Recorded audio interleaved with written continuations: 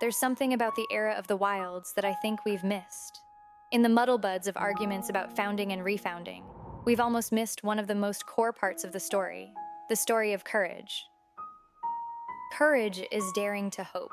It's seeing a kingdom in ruins and daring to stand up one more time. I've spoken before about how I feel like a ruined kingdom. In the same way, I can relate to the hero. It takes courage to look over the ruined land and dare to hope for a brighter day. It takes courage to believe that when we look over our own wreckage, we still believe we are salvageable. When you've experienced the worst of humanity, it can leave us unable to trust ourselves. Our experiences at the hands of others feels like we must have done something to deserve it. Like there must be something we could have or should have done differently. For us to try again in the face of our own demons is to demonstrate utmost bravery. Link knows this too.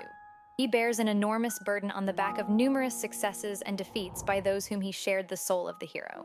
It's important to shed the shoulds and coulds in the moments when we are tempted to simply try once more.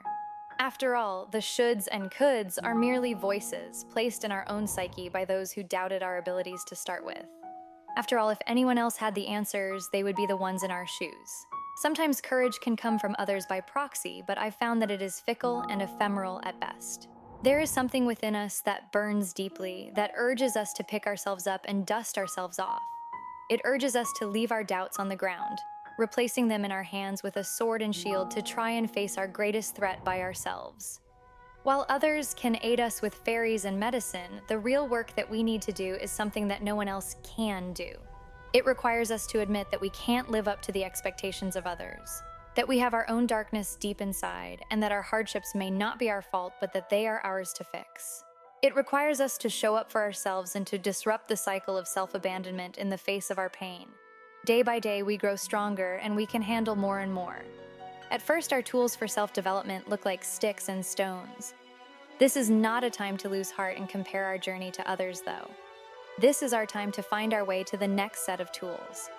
Just like growing up, our ability to work through our pain has its own lifespan, in the endless cycle of creation and destruction.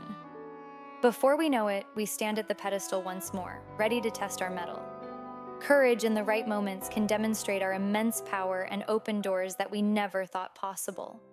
It can be the gateway to finding peace that we've always wanted. The path to such a victory is not linear, though. We're going to have failures mixed with our victories. Sometimes we may need to start over multiple times. It would be easy to see Link's defeat in the Ash Swamp as a failure, but alas, it isn't. It was courage expressed in its highest form. It would be wrong to ascribe success or failure to such a journey. After all, those who have fallen in the pursuit of exorcising their demons gave their lives bravely. Notions of victory or defeat don't apply to those that dare so courageously. For many of us, even trying is an act of defiance to the world around us. How can we ever simplify the complexity of our journey and our souls by simply saying that we were victorious or that we were defeated?